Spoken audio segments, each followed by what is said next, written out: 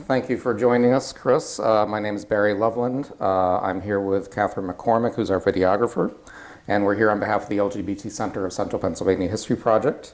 Today is October 4th, 2017, and we're here for an oral history interview with Chris Dietz.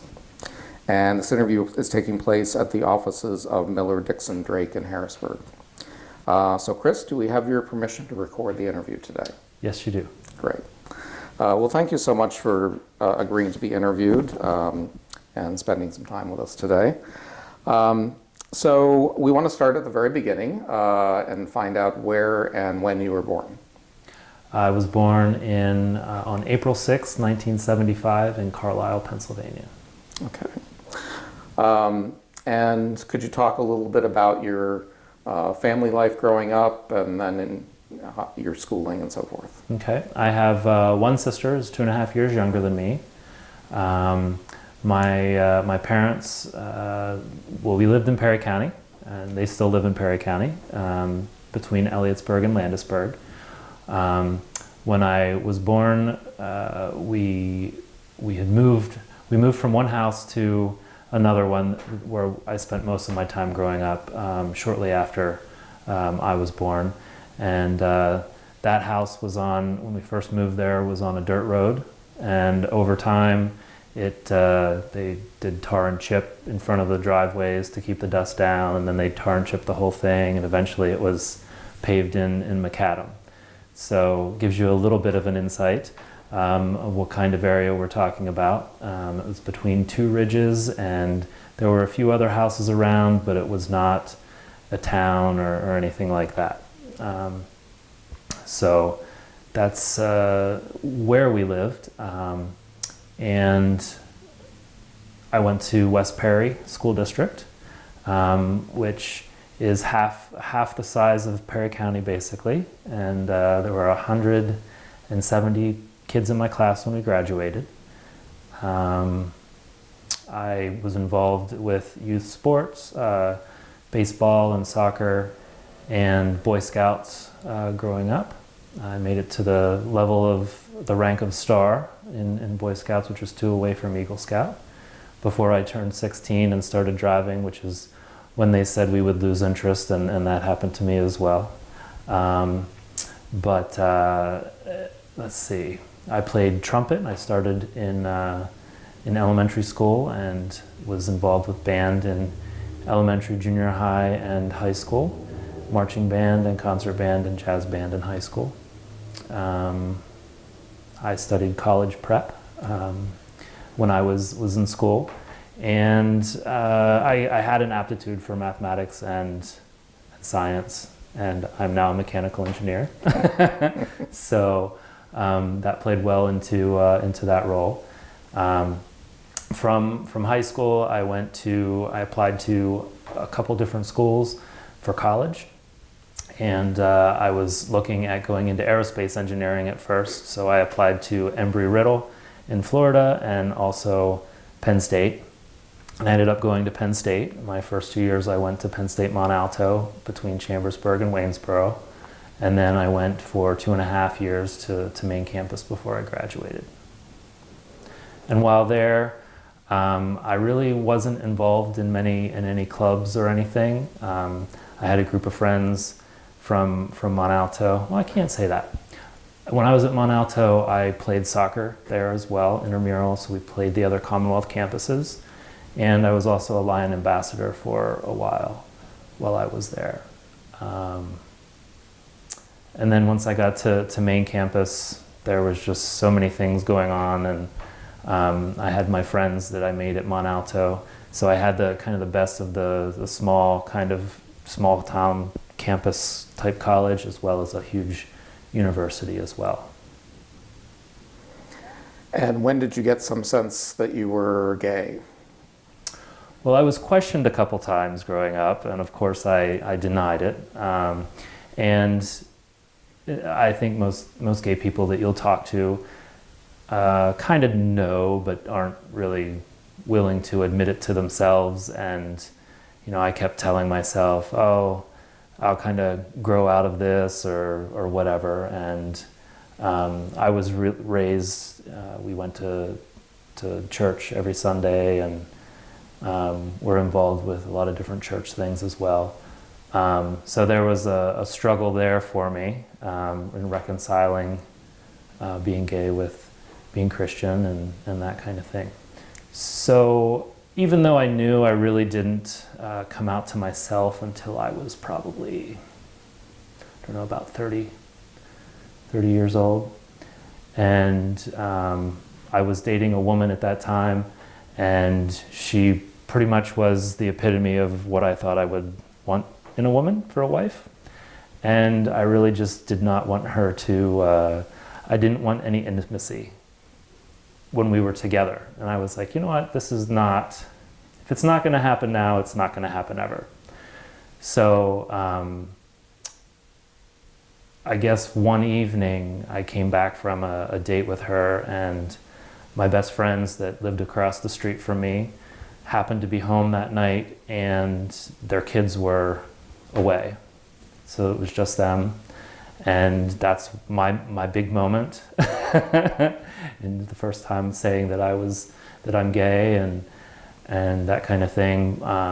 So from that moment on, I didn't really know any gay people or have any gay people in my life. So I didn't know how to navigate or meet people, or I didn't know anything about anything, really.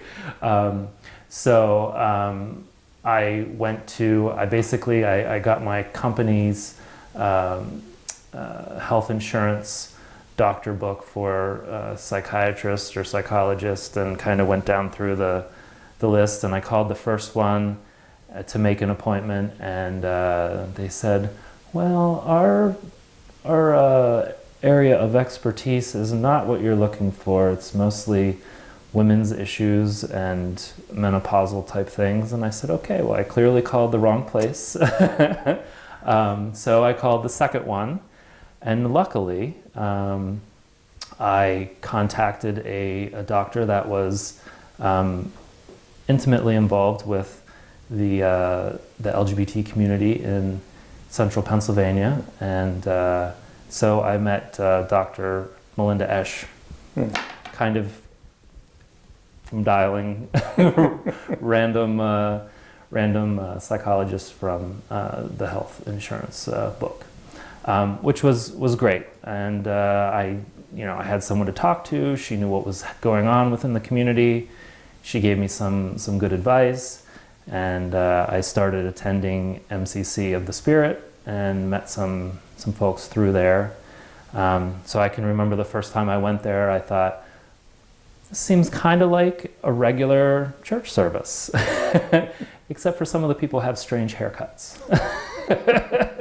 That was my first impression. So I don't know, I felt pretty comfortable there.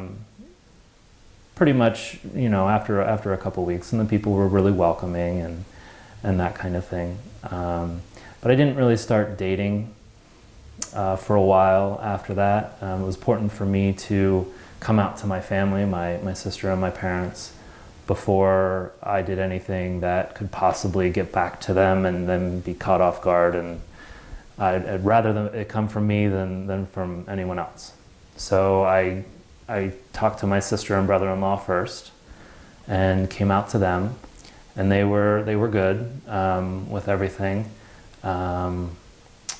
And this was all around age 30, 31. Yes, in that area. So maybe 29, something, but it was right in that area. And so I talked to them, and that went well.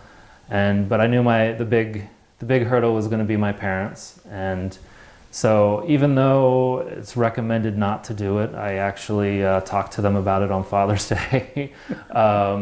Because my sister was there, and not that I don't know, at the time they might have lived in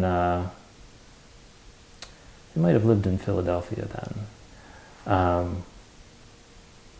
I don't know, they were in Philadelphia and Boston, so I'm not sure how close they were. So it wasn't a regular occasion that we were all together at the house. So I took that opportunity to talk to them, and it wasn't the worst, it wasn't the best.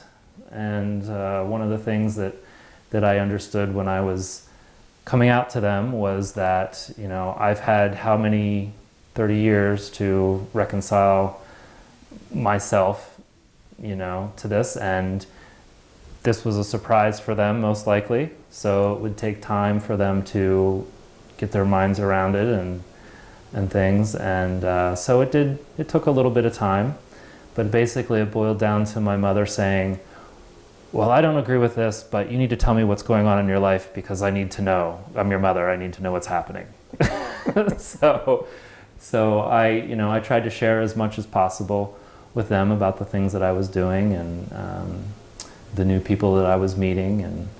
And from a young age, I remember at one point in time having a conversation about homosexuals with my parents. And at that time, I remember saying, why would anyone want to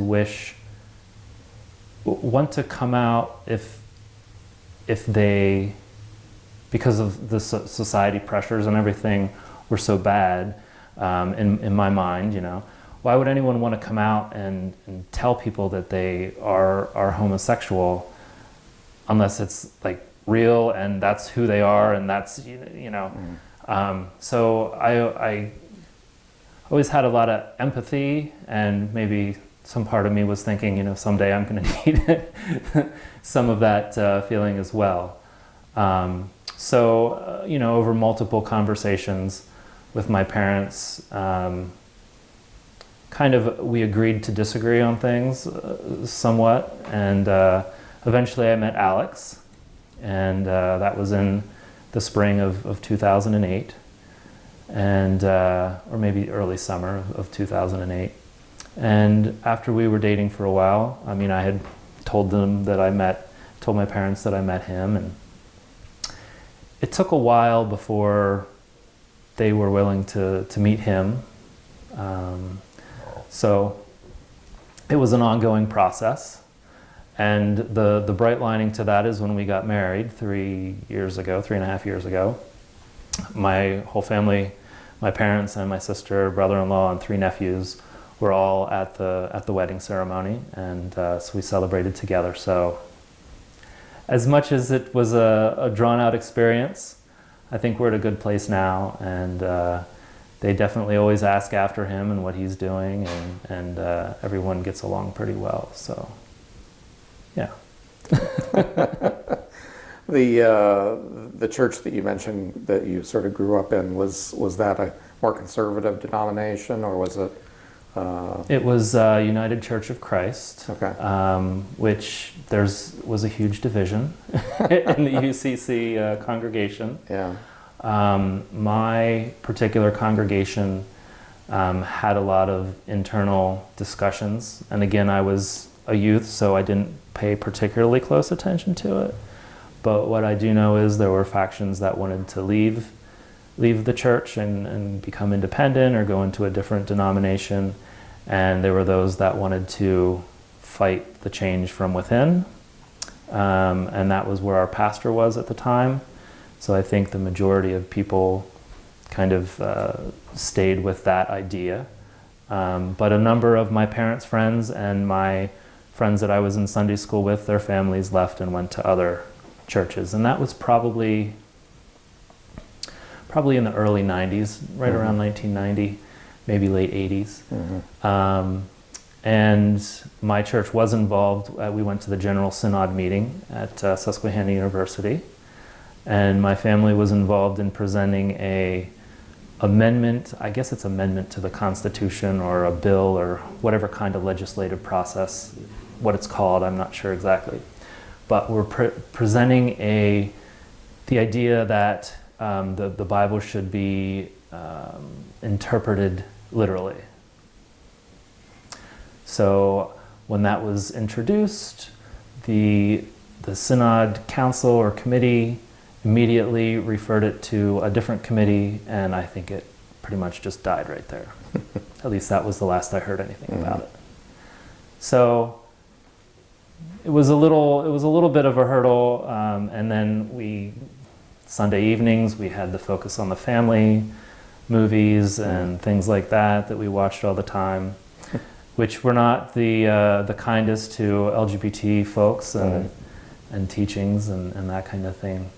So for me, it kind of came to a head, and I was just like, look, I'm not going to be able to live the life that I want if I can't come to terms with this and just realize that this is who I am, this is how God made me, and move forward and move on.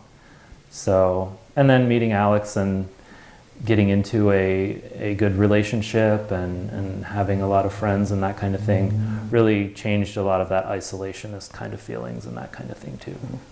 Once I let myself open up and talk to different people and realize that people are more alike than they are different. So, Talk a little bit about your career once you got out of college. Okay. I took a job for 1 year in Bloomsburg as a mechanical engineer. And from there, I followed one of my classmates to northern Dauphin County, just outside of Millersburg, to a company that manufactured printing presses called Dauphin Graphic Machines.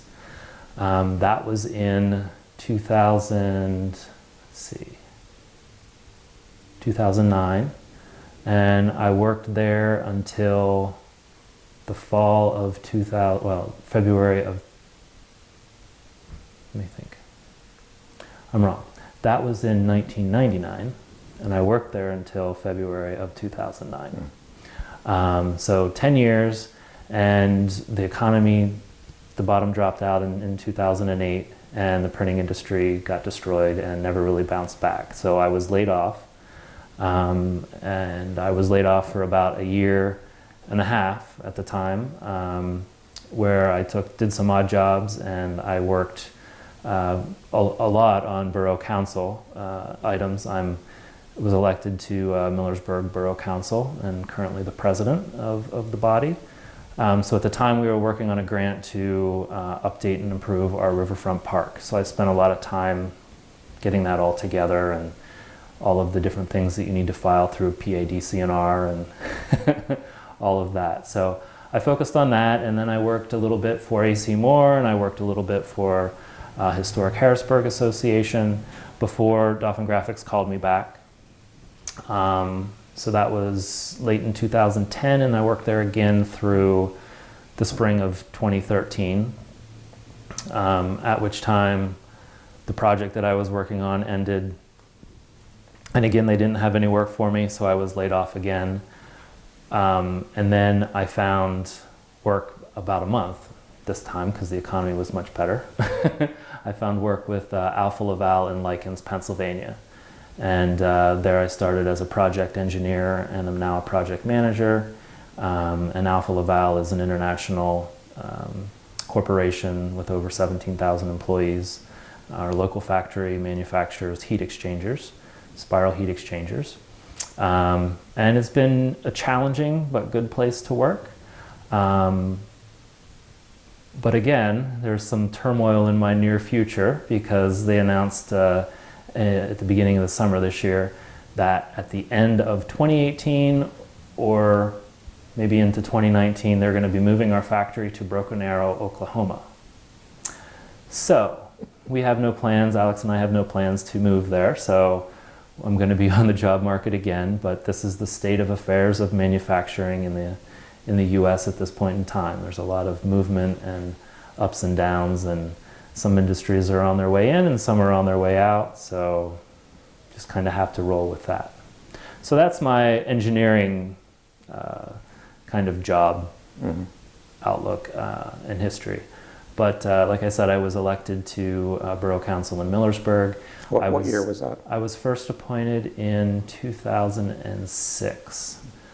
So this is at the end of this year will be my 12th year on Borough Council, and I'm up for re-election this year, so fingers crossed. Which it's been a great experience. We've been able to do a lot of good things, I think, for the area and try to promote Millersburg and get more people to come and spend some money locally and support our small businesses.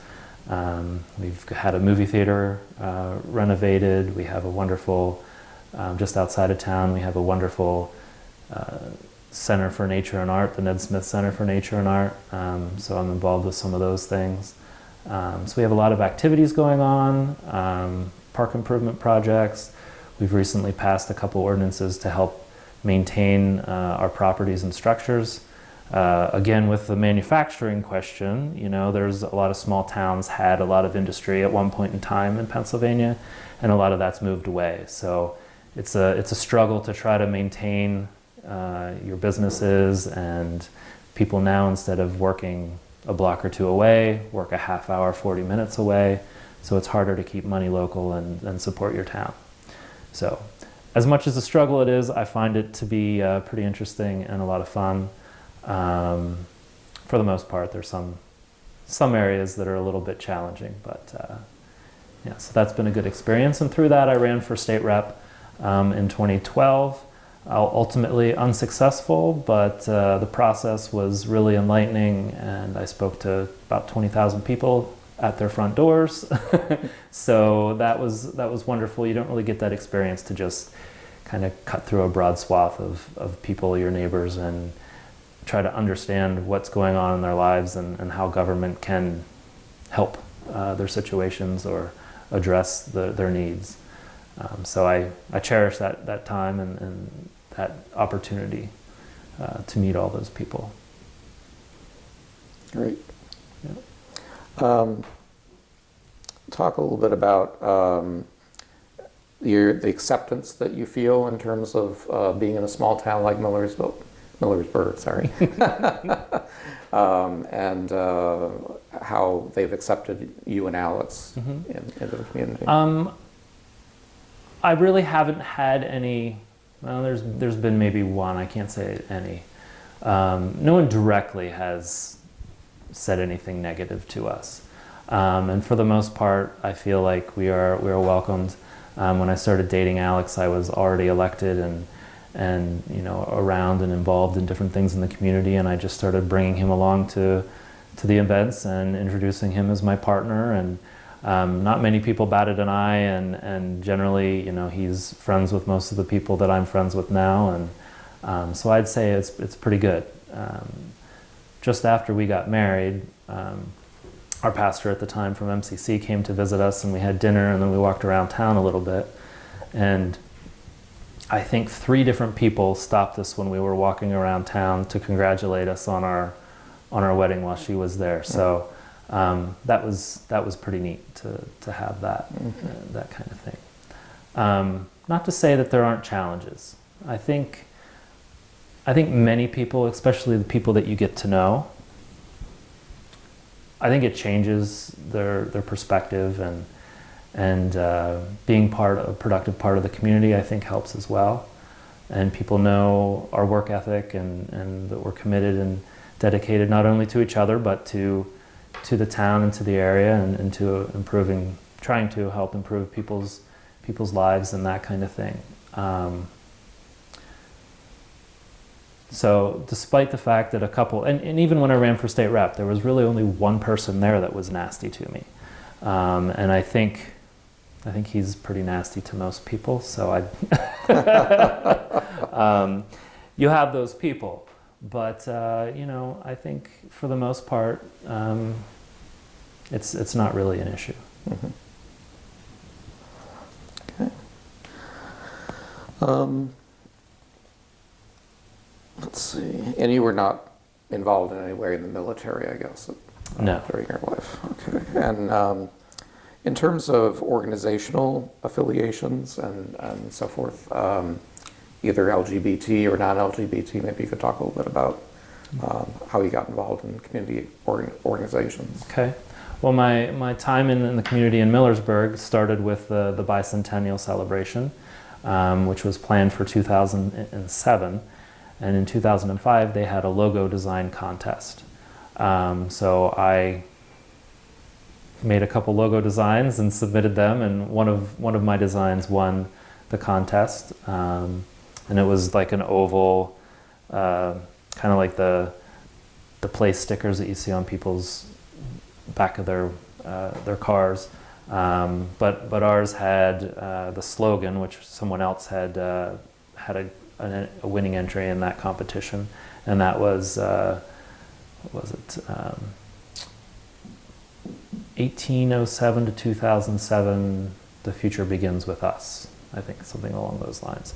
So that was around the outside, and then the gazebo, which is in our square, was in the middle, and then some dates and things were in there too. So I won the competition, and so I started going to the meetings for this group, which it was really an opportune time to get involved, because there were folks from Millersburg Borough and from Upper Paxton Township that surrounds us that were all working together on this celebration and this pretty much week-long of events, and there were a few other events throughout the year too, but it was really focused around Labor Day of 2007.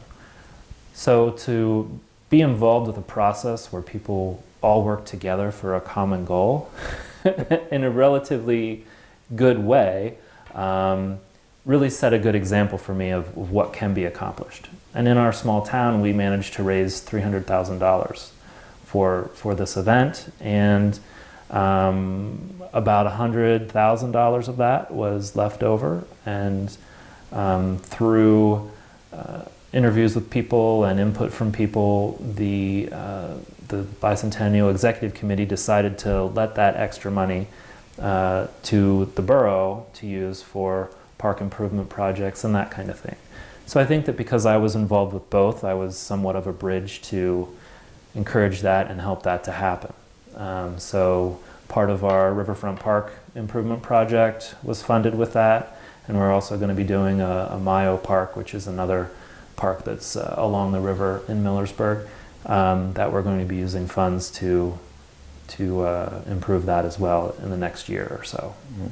So being involved with that really jump-started me in the Millersburg community. And then being on Borough Council, I got involved with the Dauphin and Lebanon County Boroughs Association, which is a local county association connected to the Pennsylvania State Association of Boroughs. So currently I'm the president of the Dauphin and Lebanon County Boroughs Association, and I am elected by that group to be a board member of the statewide Boroughs Association. So that's pretty neat. And through my political I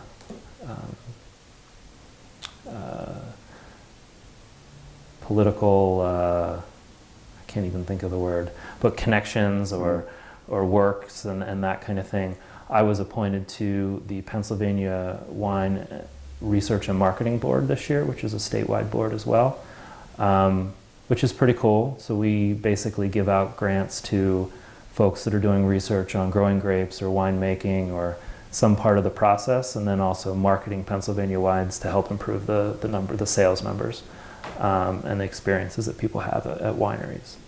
So that's kind of on the political side. I guess I'm also vice president of the Council of Governments in Northern Dauphin County as well. So it's been a great kind of building thing to be involved with, and you learn a lot of things about things you never knew you wanted to know anything about. But so an LGBT organization, I was the vice moderator for one term for the MCC of the Spirit Church, which is kind of second in command to the pastor. And I was also on the board for, I think, 2 terms as well there. I don't even know how many years I was on the board for Capital Region Stonewall Democrats, which is a great local group to help try to get allies and LGBT candidates elected to local offices, where we hosted rallies at the federal courthouse for marriage equality and celebrated when it was finally passed here in Pennsylvania and then nationally, and raised money to support many candidates in the region. And I in turn got their support as well when I ran for state representative. Trying to think of what other organizations that I'm involved with. I'll come back to them if I think of any more. Okay. But the chamber, are you involved with the chamber at all? I'm a member, but Yeah. unfortunately, I haven't really been able to devote the time to that. Yeah. Okay. And let's see.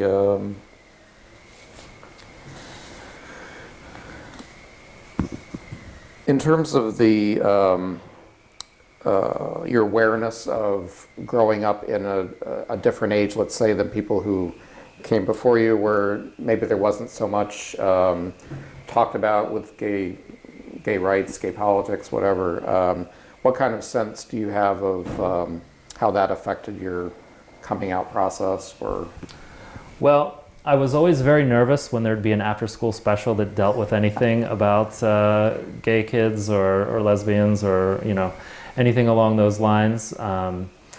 But I also thought it was pretty cool, and I remember watching Dawson's Creek when the first gay kiss happened on television, and the character there, what he went through and coming out, and so I don't know. I mean, there were some things like that I thought were pretty cool to be able to see some images and some stories about how people come out and the situations involved.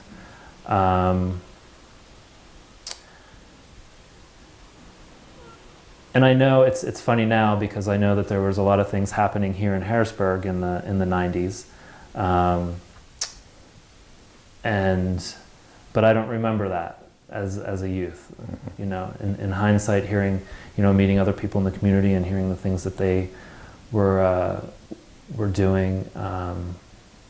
So I don't know. And you didn't have any sense of other kids in your class, for example, or your school that were gay or that had come out or anything at that point? There were some rumors after going through, like when I was in college, there were rumors about other kids that were maybe a year ahead of me or a year behind. But while I was there, no. Mm-hmm. And that was one thing, and I can't say that I've had positive influence on it, but I have contacted the guidance counselor that's there still at West Perry and asked them a little bit about what they offer for LGBT students and that kind of thing, Do they offer which anything? isn't very much. I think they probably have some pamphlets and that kind of thing, and unfortunately there weren't, when I did make that contact, there were no teachers that were interested in sponsoring a GSA or that kind of thing, which I can understand because I think it's probably still a little bit of a stretch for most folks too. And even, in Millersburg and a lot of places in Dauphin County don't have a GSA either. So that's still a front line in trying to raise the level of equality. I was proud of our borough council, even though it wasn't completely a public doing. We did send a letter of support to our state representative in support of the non-discrimination bill that was, I think, about a year or so ago. We did that. So it's a constant state of progress and trying to push forward and talk to people and let them know how important these things are. Mm-hmm. Do you think there'll be a time when maybe Millersburg would pass a local ordinance? It's possible. It's possible, but I think going through what I did with trying to get the support for the non-discrimination ordinance at the state level, I don't know that we're ready to do that locally. Mm-hmm. And for a lot of small communities, I think the idea of setting up an HRC for this, to hear these kind of things is daunting. Yeah. A lot of the ordinances that we have some sort of committees or boards that, whether it's a hearing board or something for people to make complaints to and that kind of thing. There's a lot to get people involved with those kind of things within the community. So I think it's another kind of hurdle to get that set up for it as well. Yeah. And we know some other LGBT folks in the community there, and we try to have them over or go to dinner with them and that kind of thing. So it's not like we're not there. We are everywhere, but Yes, we are everywhere. yes, yeah. Okay. What do you think are the important events or turning points in your life?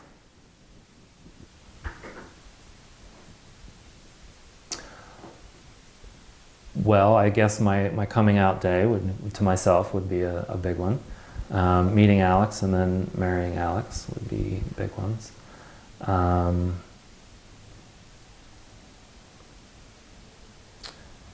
then just professionally, different opportunities that I've had to be with, to increase my knowledge of engineering and project management and that kind of thing. Nationally, I think the LGBT March on Washington was a great thing that weekend, and I heard Alex saying a little bit about that weekend as well. We went to the HRC dinner in Washington. Sat at the Hershey table. David Forney was kind enough to offer us a couple seats, and it was a wonderful experience just to be surrounded by so many like-minded people that were fighting in the same direction that we were for equality, and just the inspirational words from, Jane Lynch to Patrick Kennedy to Lady Gaga to President Obama. I mean, there was a lot of people there, and Cynthia Nixon was marching close to us during the march. So it's great to see people of some sort of stature, whether celebrity of some sort, out there trying to make progress as well and supporting things. And that, I think, the Patrick Kennedy speech, and I can't remember exactly what he said, but I really, it resonated with me at the time and was one of the big motivating factors for me to run for state rep in 2012. So that was good too. Good. And what challenges do you think remain that you are interested in working on or interested in being involved with trying to change? LGBT or otherwise, or whatever? Either, yeah. Well, just being involved in my local community is really important to me. Making sure that I give back and the blessings that I have, trying to turn them back for other people as well. And now that Mr. Trump is president, I think there's a lot of opportunity to reach out to different minority constituencies and just let them know that we're all kind of suffering through it together, and that there is support out there for folks. I think at this point, I don't know, there's so many possible ways that things can go with this presidency, and depending on how the Supreme Court balance changes or morphs going forward, I think we could be fighting some of the same battles that we've already fought. And that's kind of a little frightening, but it's definitely a possibility. But with those kind of things, there's always positive surprises too. And the different people that step up and use their voice and their bodies to march or get out there and make a difference. All the stories from one individual to thousands that can really make a big impact on things. So even though we are where we're at this point in time, a lot of our gains are tenuous. But I think we need to keep pushing still for transgender awareness, and much like LGBT people, the great Harvey Milk said that the more people that you come out to, the more people that will get to know us as people, and the more people that will be on our side. And I think that process is somewhat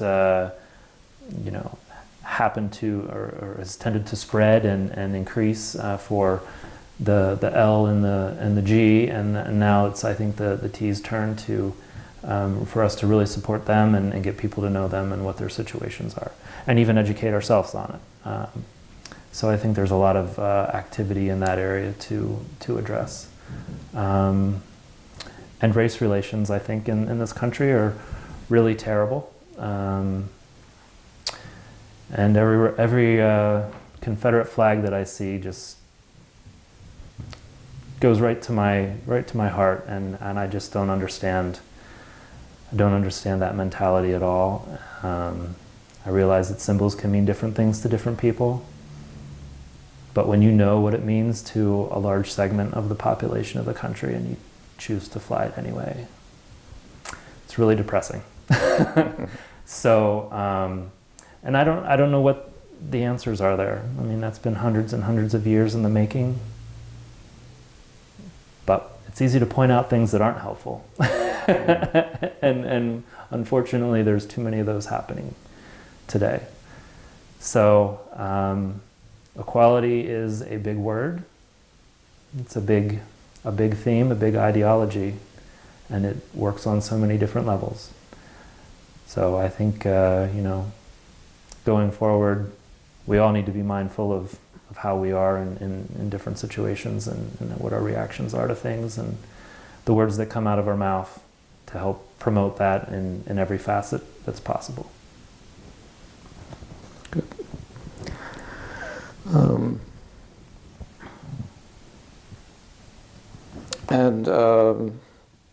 I think we touched on this a little bit, but what kind of differences do you think having the internet and media and things like that made in terms of like your peers, with their awareness of gay issues versus many, many years ago when people were coming out, when there was kind of a dearth of information?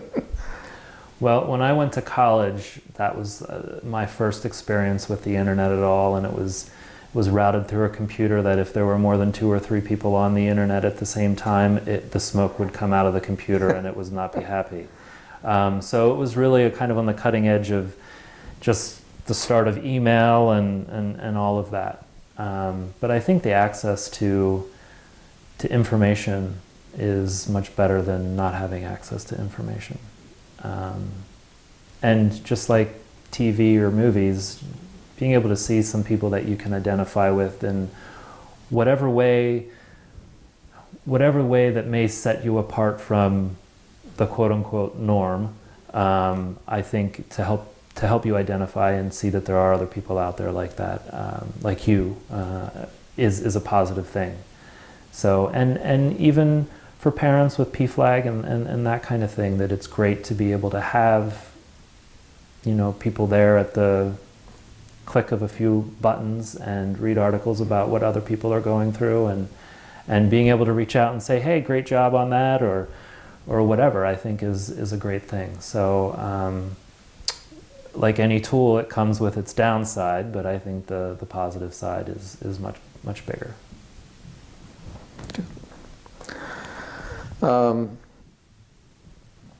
Have we missed anything that you can think of that you want to add at this point? I don't know. I mean, I think that this project is really wonderful, and I thank the center and Dickinson and you, Barry, for spearheading this. I think getting these thoughts and experiences down in a way that people will have access to in the future is a great thing. So thank you very much for the opportunity to interview and for all the effort that you put into it.